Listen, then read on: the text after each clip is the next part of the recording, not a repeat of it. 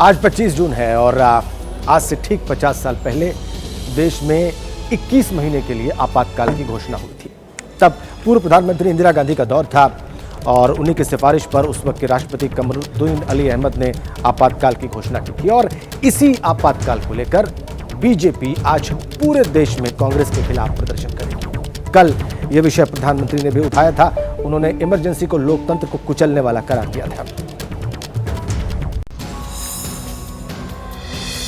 25 जून 1975, ठीक 50 साल पहले आज के ही दिन देश में इमरजेंसी लागू की गई थी। इंदिरा गांधी के फैसले पर विपक्ष के नेताओं को मीसा के तहत जेल में डाला गया था और अब इस मुद्दे पर कांग्रेस के खिलाफ बीजेपी ने मोर्चा खोल दिया। विपक्ष के संविधान बचाओ अभियान का जवाब देने के लिए बीजेपी ने आपातकाल को ढाल बना लिया और आज बीजेपी देश भर में इमरजेंसी के खिलाफ कई कार्यक्रम करेगी। यही नहीं, जेपी नड्डा बीजेपी दफ्तर पर आयोजित कार्यक्रम डार्क डेज ऑफ डेमोक्रेसी को संबोधित करेंगे। आपातकाल पर कांग्रेस के खिलाफ मोर्चाबंदी की सुगबुगाहट कल ही मिल गई थी, जब पीएम मोदी ने इसे उछालकर कांग्रेस को कड़ा संदेश दिया था। 25 जून को भारत के लोकतंत्र में जो काला धब्बा लगा था, उसके 50 वर्ष हो रहे हैं। पीएम मोदी के इस बयान पर बयानबाजी शुरू हो चुकी है। विपक्षी खेमे से उद्धव गुट की सांसद प्रियंका चतुर्वेदी ने मोर्चा संभाला। प्रधानमंत्री ने इमरजेंसी के दौर तो याद दिलाया है, जहाँ पे एग्जाम रद्द हो रहे हैं, पेपर लीक हो रहे हैं। प्रधानमंत्री नरेंद्र मोदी जी आज के मुद्दों पे बात करें, जो देश के सबसे ज्वलंत मुद्दे हैं, तो ज्यादा ठीक रहता। और आज दिल्ली के मुख्यमंत्री अरविंद केजरीवाल के लिए बहुत अहम दिन है। वो इसलिए क्योंकि दिल्ली हाईकोर्ट आज उनकी जमानत पर फैसला सुनाएगा। उनको निचली कोर्ट से जमानत मिली तो उसको ईडी ने दिल्ली हाईकोर्ट में चैलेंज किया था और आज दिल्ली हाईकोर्ट उनकी जमानत पर फैसला सुनाएगा।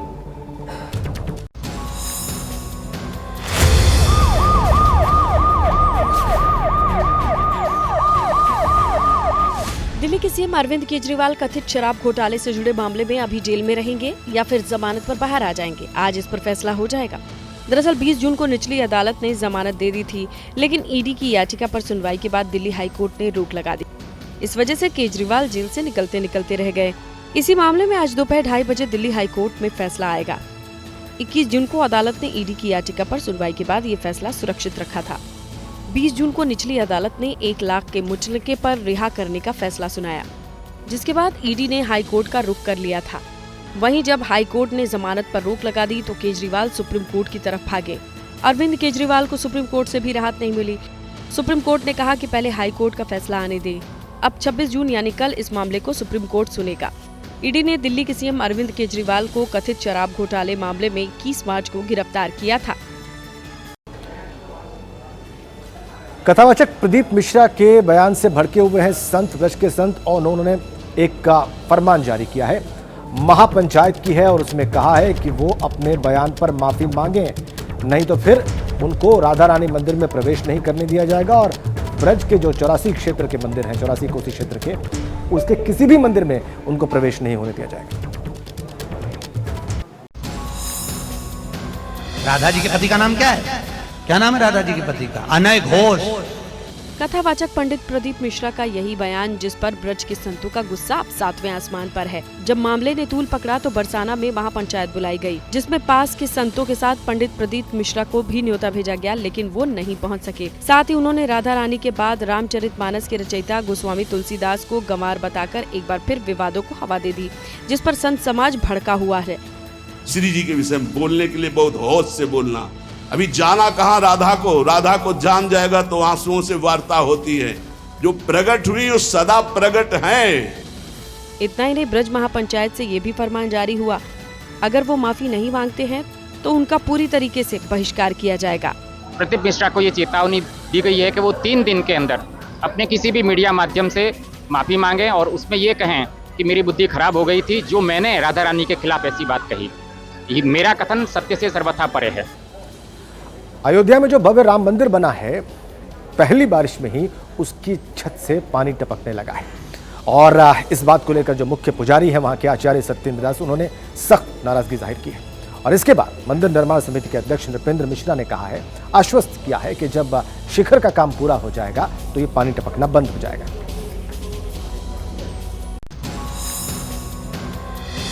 सिर्फ 6 महीने पहले 22 जनवरी को अयोध्या में भव्य राम मंदिर का उद्घाटन हुआ, लेकिन पहली बारिश में ही इसकी छत टपकने लगी। मंदिर के मुख्य पुजारी सत्येंद्र दास ने इसकी पुष्टि करते हुए नाराजगी भी जाहिर की। लेकिन जो भी मंदिर बन गए हैं जहाँ रामलला विराजमान हैं, उसमें एक ही पहली वर्षा में ही पानी चूने लगा, अंदर पानी भर गया था, पानी निकलने का जगह नहीं है और कल तक पानी ऊपर से चूता भी है। यही नहीं, सत्येंद्र दास ने लापरवाही का आरोप लगाते हुए मामले की जांच की मांग की है। इस पर ध्यान देना चाहिए कि जो बना है उसमें कौन सी कमी रह गई है जिसके कारण से पानी चू रहा है। इस पर जो बना है उस पर भी ध्यान देना चाहिए और ये बहुत जरूरी है। मामले ने जब तूल पकड़ा तो राम मंदिर निर्माण समिति के अध्यक्ष नृपेंद्र मिश्रा सामने आए, बयान जारी कर भरोसा दिलाया, मैं अयोध्या में हूँ, मैंने पहली मंजिल से बारिश के पानी को गिरते देखा है और यह स्वाभाविक है क्योंकि मंडप दूसरी मंजिल के रूप में आकाश के संपर्क में है। शिखर के पूरा होने के बाद ये बंद हो जाएगा। और रिलायंस फाउंडेशन की चेयरपर्सन नीता अंबानी काशी विश्वनाथ मंदिर पहुंची, वाराणसी पहुंची, दर्शन पूजन उन्होंने किया और अपने छोटे बेटे अनंत के विवाह से पहले बाबा विश्वनाथ का उन्होंने आशीर्वाद लिया। उन्होंने कहा कि 10 साल बाद पहुंची हैं और काशी में जबरदस्त विकास हुआ इस बीच में।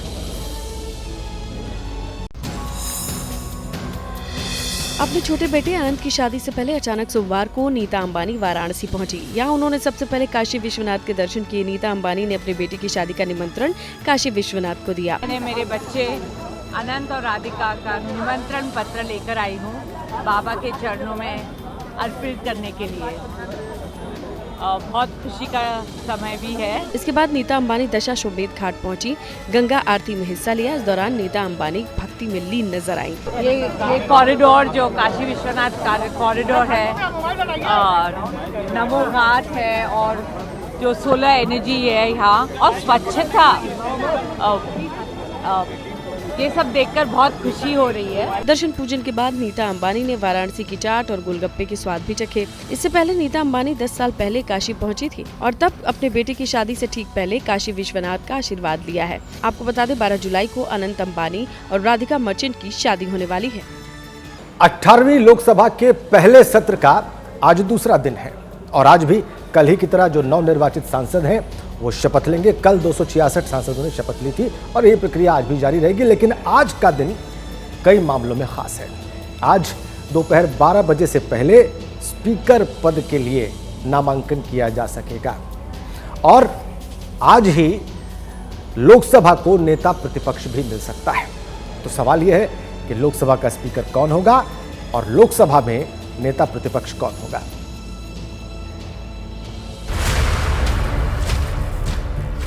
भर्तृहरि महताब जो लोकसभा का सदस्य निर्वाचित 18वीं लोकसभा का आगाज हो चुका है। 24 जून को शुरू हुए नए लोकसभा के पहले सत्र के दिन नव निर्वाचित सांसदों को शपथ दिलाई गई। ये सिलसिला आज भी जारी रहेगा, लेकिन आज का दिन खास होने वाला है क्योंकि 18वीं लोकसभा के स्पीकर का नामांकन होगा। नामांकन दोपहर 12 बजे भरा जाएगा। अगर जरूरत पड़ी तो 26 जून को वोटिंग होगी, यानी कि आज सियासी गहमागहमी ज्यादा रहेगी क्योंकि स्पीकर के नाम पर अभी भी सस्पेंस कायम है। एनडीए में लोकसभा स्पीकर पद को लेकर सहमति बनाने की जिम्मेदारी राजनाथ सिंह को सौंपी गई है। 18 जून को इसी सिलसिले में रक्षा मंत्री के घर पर बीजेपी और सहयोगी दलों के नेताओं की बड़ी मीटिंग हुई। स्पीकर पद को लेकर विचार मंथन हुआ। उसके बाद भी ये सिलसिला जारी रहा। सूत्रों के मुताबिक एनडीए में सहमति बन गई है और बीजेपी का सांसद लोकसभा का अगला स्पीकर होगा। एमपीज तक तो कोई समाचार अभी तक नहीं आया, पर मैं मानता हूं कि चंद्रबाबू नायडू जी और बाकी एनडीए के लीडर्स वो सब मिलकर एक निर्णय ज़रूर लेंगे और जो भी निर्णय हमारे नेता चंद्रबाबू नायडू जी लेंगे उसको हम पूरी तरह से उससे सहमति हैं और उसके फॉलो करेंगे। अभी क्या है, चुनाव के बाद हमें देश की सेवा कैसे करें, देश को किस तरह से आगे बढ़ाएं, इस पर सोच होना चाहिए, इस पर चर्चा होना चाहिए। पर जो चुनाव का माहौल है उसको अभी सदन में भी लेके आ रहे हैं, अभी टिप्पणी चल रही है, इस तरह की राजनीतिक बातें चल रहे हैं, वो अच्छा नहीं है। तो सवाल ये है कि कौन होने वाला है लोकसभा का नया स्पीकर। क्या ओम बिरला को फिर से ये जिम्मेदारी मिलेगी? क्या प्रोटेम स्पीकर भर्तृहरि महताब का ही नाम आगे बढ़ा देगी बीजेपी, या डी पुरंदेश्वरी बनेंगी स्पीकर, या इस कुर्सी पर बैठेंगे राधा मोहन सिंह? संभावितों में जो दो नाम हैं उनमें भर्तृहरि महताब अभी प्रोटेम स्पीकर की भूमिका में है तो राधा मोहन सिंह उनके सहयोगी यानी कि पीठासीन अधिकारी बनाए गए हैं जो नव निर्वाचित सांसदों को शपथ दिलवाने में भर्तृहरि महताब का साथ दे रहे हैं। क्या इन दोनों पर बीजेपी दांव लगाएगी या बीजेपी प्रोटेम स्पीकर को स्पीकर बनाकर नई परंपरा कायम करेगी? अगर ऐसा होता है तो ये पहली बार नहीं होगा क्योंकि गणेश वासुदेव मावलंकर, हुकुम सिंह, सोमनाथ चटर्जी, इन 3 राजनीतिक शख्सियत में एक बात समान है। ये 3 नाम है जो प्रोटेम स्पीकर बने, फिर लोकसभा स्पीकर भी बने। यानी अगर बीजेपी ने भर्तृहरि महताब का नाम आगे बढ़ाया तो वो स्पीकर पोस्ट पर बैठने वाले चौथे प्रोटेम स्पीकर होंगे। वैसे स्पीकर बनने की रेस में कई और भी सांसदों के नाम शामिल हैं। ओम बिरला जो पिछली बार स्पीकर थे, वो राजस्थान के कोटा से तीसरी बार जीते हैं। राधा मोहन सिंह का नाम सामने आया जो बिहार के पूर्वी चंपारण से सांसद चुने गए और मोदी 1.0 में कृषि मंत्री भी रहे। इसी कड़ी में डी पुरंदेश्वरी का नाम सामने आया जो कि आंध्र प्रदेश की राजमुंद्री से सांसद हैं, तीसरी बार चुनाव जीती हैं और फिलहाल आंध्र प्रदेश में बीजेपी की अध्यक्ष हैं। प्रोटेम स्पीकर भर्तृहरि महताब का नाम भी संभावित स्पीकर के तौर पर सामने आ रहा है, जो ओडिशा के कटक से फिर सांसद बने हैं, 7वीं बार लगातार चुनाव जीते हैं। इसी साल मार्च 2024 में वो बीजेडी से बीजेपी में शामिल हुए। अब इनमें से कोई स्पीकर बनेगा या पीएम मोदी कोई नया चेहरा सामने लाकर फिर सरप्राइज करेंगे, इसका खुलासा चंद घंटों में हो जाएगा। लेकिन सवाल ये भी है क्या विपक्ष एनडीए के उम्मीदवार पर सहमत हो जाएगा, यानी लोकसभा का नया स्पीकर सर्वसम्मति से चुना जाएगा या फिर इंडिया गठबंधन भी अपना उम्मीदवार उतारेगा। इस पर भी फैसला कुछ घंटों में साफ हो जाएगा, क्योंकि इंडिया गठबंधन नेताओं की आज बैठक होगी। ये बैठक सुबह 10 बजे होगी। स्पीकर डिप्टी स्पीकर पर चुनाव पर विपक्षी गठबंधन अपनी रणनीति तय करेगा। संसद के पहले दिन इंडिया गठबंधन के जो तेवर दिखे, उससे साफ जाहिर है कि इस बार सत्ता पक्ष के लिए फैसले लेना इतना आसान नहीं होने जा रहा है। वो भी क्योंकि हर फैसला समय पर होगा और फैसला होगा तो आपको सबसे पहले जानकारी मिलेगी। जो फैसला बातचीत होगी वो आपकी जानकारी में आ जाएगा। जाहिर इंडिया गठबंधन वेट एंड वॉच की स्थिति में है। वो एनडीए के फैसले के इंतजार में है। इसके बाद इंडिया गठबंधन अपना रुख साफ करेगा। लेकिन सियासी हलके में जो खबर है उसके मुताबिक अगर स्पीकर पद पर एनडीए के उम्मीदवार पर सर्वसम्मति बन जाती है तो विपक्ष अपने लिए डिप्टी स्पीकर का पद मांग सकता है और विपक्ष को अगर डिप्टी स्पीकर का पोस्ट नहीं दिया जाता है तो वो स्पीकर के चुनाव के लिए अपना उम्मीदवार उतार सकता है। ऐसे में चुनाव लाजमी हो जाएगा और अगर ऐसा होता है तो ये पहली बार होगा जब स्पीकर के लिए चुनाव हो। अब तक स्पीकर सर्वसम्मति से ही बनता चला आया है। बीजेपी के पास स्पीकर और डिप्टी स्पीकर दोनों पदों को अपने सांसद पर बिठाने की चुनौती है, वो भी इस हालात में कि उसके पास खुद का बहुमत नहीं है और इस बार विपक्षी दलों की ताकत बड़ी है। लिहाजा आज का दिन खास है क्योंकि आज ही लोकसभा के नेता प्रतिपक्ष का सस्पेंस खत्म होगा। सूत्रों के हवाले से खबर है कि कांग्रेस राहुल गांधी को नेता प्रतिपक्ष बनाना चाहती है। लोकसभा का स्पीकर और नेता प्रतिपक्ष कौन होगा, इसे लेकर दिलचस्पी बढ़ती जा रही है, जिससे महज चंद घंटों में पर्दा उठ जाएगा। चलिए अब आगे बढ़ते हैं। नीट यूजी पेपर लीक मामले की जांच तेज हो गई है। सीबीआई ने गुजरात, राजस्थान और बिहार में दर्ज मामलों का टेक ओवर कर लिया है। सीबीआई फिलहाल 5 केसेस पर काम कर रही है और जल्दी ही इस मामले में ईडी भी अपनी जांच शुरू कर सकती है। झारखंड के हजारीबाग के जिस सेंटर से पेपर लीक होने का शक जताया जा रहा है, वहां एबीपी न्यूज ने पड़ताल की तो कई लापरवाहियां सामने आई हैं। रिपोर्ट देखिए।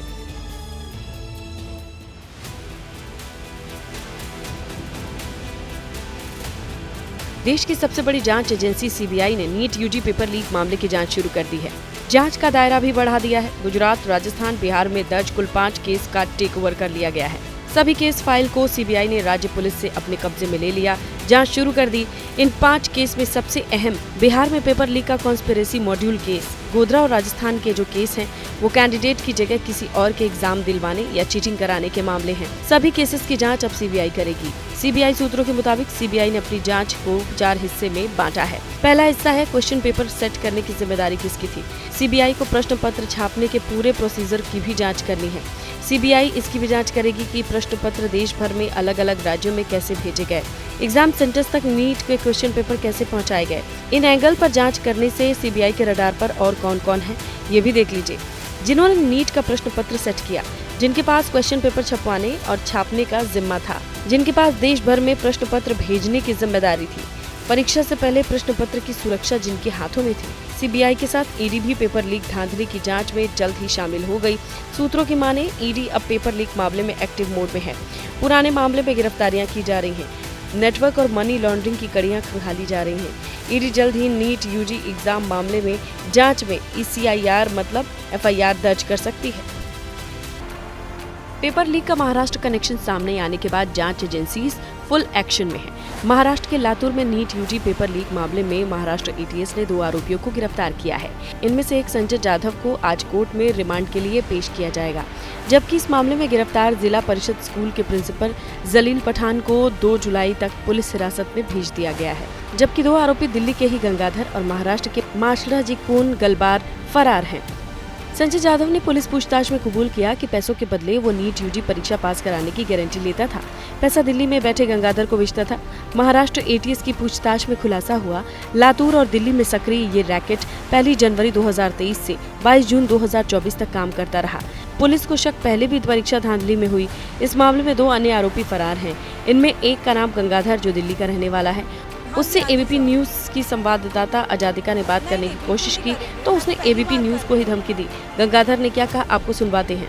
गंगाधर से पैसों का लेन देन हुआ करता था। जानकारी के मुताबिक एबीपी न्यूज़ के पास गंगाधर का फ़ोन नंबर है और आइए कोशिश करते हैं गंगाधर से मिलने की भी, साथ ही साथ उनसे फ़ोन पर बात करने की भी। गंगाधर जी बोल रहे हैं? हाँ, मैं बोल रहा हूँ, बोलो। गंगाधर जी, मैं अजादिका बोल रही हूँ एबीपी न्यूज़ से। सर, आपका नाम? एक काम करो। हेलो। हाँ जी सर। बार फोन मत करना मेरे को। नहीं, बिल्कुल नहीं करेंगे। मैं तो पहली बार कर रही हूँ। मैं अपने पास नहीं, पहली बात नहीं है। मेरे को 50 बार हर बंदे का फोन आ रहे हैं। मैं अभी कहीं बाहर हूँ। मैं पुलिस थाने में कल कंप्लेंट करूंगा सबके नाम की, ठीक है ना, क्यों मेरे को परेशान कर रहे हैं। पेपर लीक का एपिसेंटर बिहार रहा, जिसके झारखंड कनेक्शन भी सामने आए।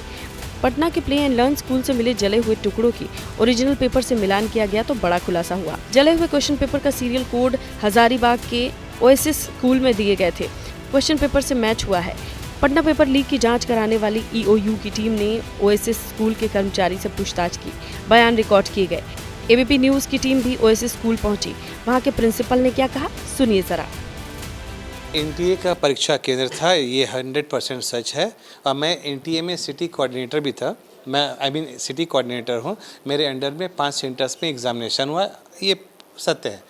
ऐसा कहा जा रहा है कि यहाँ से पेपर लीक हुआ, ये सिर्फ 2 या 3 मीडिया चैनल्स ने कहा। हमें एनटीए से कभी भी ऐसा कोई कंप्लेंट नहीं आया। हमें किसी भी प्रशासनिक पदाधिकारी से ऐसा कुछ भी मामला नहीं आया कि हमारा यहाँ कुछ मामला था। हाँ, ये 2-3 न्यूज़ चैनल्स ने कल अचानक न्यूज़ फ्लैश किया है कि जिसमें हमारा रोल था। बिहार पुलिस की ईओयू की टीम झारखंड के हजारीबाग के नूतन नगर में ब्लू डार्ट कुरियर सर्विस के ऑफिस पहुंची, जहां जांच की और एक बक्से को जब्त किया। दावा है कि नीट का क्वेश्चन पत्र रांची स्टेट बैंक के लॉकर से निकालने के बाद ब्लू डार्ट कुरियर सर्विस के जरिए हजारीबाग लाया गया। इसके बाद एसबीआई की ब्रांच से प्रश्न पत्र की कड़ी सुरक्षा के बीच अलग अलग सेंटर्स तक पहुंचाए गए, लेकिन इसमें कई खामियां पाई गईं, जिसके बाद एनटीए यानी नेशनल टेस्टिंग एजेंसी फिर कटघरे में दिखाई दे रही है। ब्लू डार्ट ने नीट के क्वेश्चन पेपर के ट्रांसपोर्टेशन, स्टोरेज, हैंडओवर, टेकओवर में एनटीए के निर्धारित मानकों का पालन नहीं किया गया, ये बात सामने आई। पूरे मामले में जो ब्लू डार्ट कुरियर कंपनी है वो भी जांच के दायरे में आ गई है। देखिए, हजारीबाग में हम उसी कुरियर कंपनी के कार्यालय के ठीक बाहर खड़े हैं। बिहार की ईओयू की टीम ने हजारीबाग में नूतन नगर में इसी कुरियर सर्विस के कार्यालय में आकर जांच की है। यहाँ के कर्मचारियों से पूछताछ की गई है और रांची के ब्लू डार्ट कुरियर के कार्यालय से भी कर्मचारियों को यहाँ बुलाया गया था, उनसे भी यहाँ पर पूछताछ हुई है। यहाँ से ईओयू की टीम कुछ अहम कागजात जब्त करके ले गई है। ऐसी बातें सामने आ रही हैं कि नीट का प्रश्न पत्र रांची बैंक के लॉकर से निकलने के बाद ब्लू डार्ट कुरियर सर्विस के जरिए हजारीबाग लाया गया व इसी कुरियर कंपनी ने हजारीबाग में एसबीआई बैंक में प्रश्न पत्र जमा किया था। इसके बाद उसी बैंक से प्रश्न पत्र कड़ी सुरक्षा के बीच विभिन्न परीक्षा केंद्रों तक पहुंचाए गए। लापरवाही कितनी बरती गई, ये जानकर हैरान हो सकते हैं। नीट यूजी के प्रश्न पत्र के पैकेट 3 मई 2024 को ब्लू डार्ट कुरियर सर्विस के जरिए एसबीआई बैंक हजारीबाग पहुंचे थे। ये प्रश्न पत्र लाने के लिए नेटवर्क के किसी गाड़ी का इस्तेमाल नहीं किया गया, बल्कि ई रिक्शा के जरिए ब्लू डार्ट कुरियर सर्विस ने हजारीबाग एसबीआई ब्रांच तक इसे पहुँचाया। जिस ई रिक्शा से प्रश्न पत्र लाया गया वहाँ भी सुरक्षा का ख्याल नहीं रखा गया। महज एक ड्राइवर के भरोसे संवेदनशील प्रश्न पत्र को बैंक तक पहुँचाया गया। ऐसे में ट्रांसपोर्ट एजेंसी सबसे पहले संदिग्ध बताई जा रही है।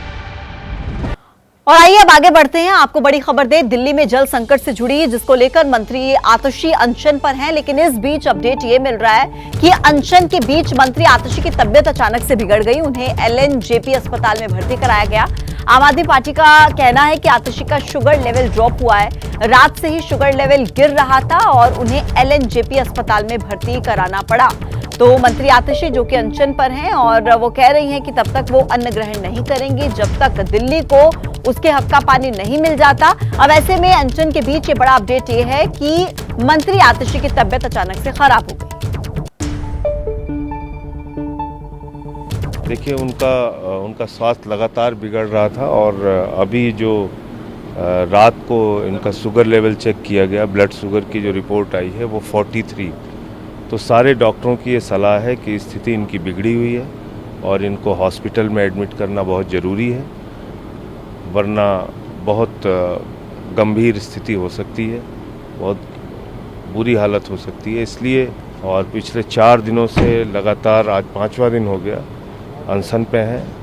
अन्न का एक दाना नहीं लिया, शुगर लेवल लगातार नीचे जा रहा है, कीटोन बढ़ रहा है, बीपी गिर रहा है। 43 शुगर लेवल अपने आप में बहुत ही खतरनाक है, कुछ भी हो सकता है इनके साथ। निश्चित रूप से जो लड़ाई लड़ रही थी वो कोई अपने लिए तो नहीं लड़ रही थी, दिल्ली के लोगों के लिए, पानी के लिए लड़ रही थी।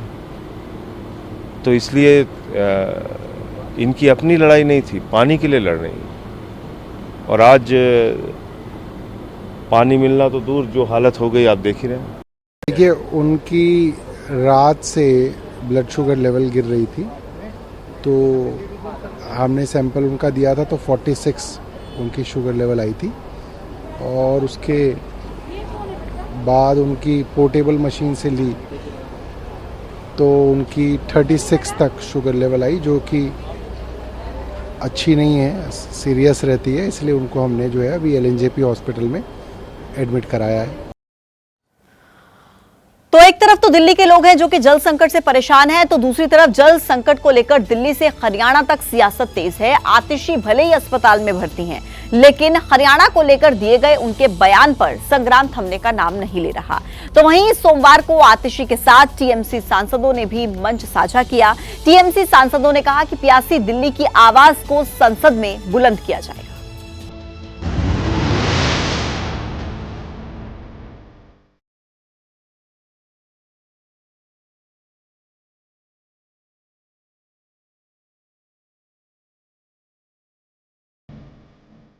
दिल्ली प्यासी है, बूंद बूंद पानी के लिए तरस रही। लोग पानी के लिए अभी भी टैंकरों का पीछा कर रहे हैं। पानी यानी कि प्यास बुझाने की जद्दोजहद जारी है। इंद्र देवता भी कृपा करते दिख नहीं रहे हैं। सूरज की तपिश जारी है। हालांकि कुछ इलाकों में बारिश की बूंदें जरूर गिरी हैं, लेकिन तपती जमीन पर गिरते ही वो भी भाप बनकर मानो उड़ गए। यानी आसमानी राहत के लिए अभी और इंतजार है। लोग तरस रहे हैं, मर रहे हैं, लेकिन सियासतदान अपनी सियासत चमकाने में लगे हैं। जल मंत्री पानी सत्याग्रह कर रही हैं। अनशन का 5वां दिन है।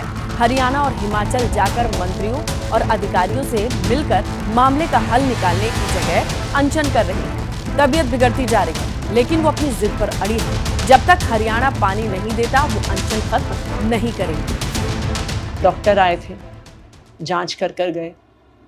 उन्होंने कहा कि मेरा बीपी लो हो रहा है, मेरा शुगर लो हो रहा है, वज़न कम हो रहा है। उन्होंने ये भी कहा कि कीटोन लेवल काफ़ी बढ़ गया है, लेकिन मेरा स्वास्थ्य चाहे कितना भी खराब हो, मेरे शरीर को चाहे कितना भी कष्ट हो, ये अनशन करने का मेरा संकल्प दृढ़ है।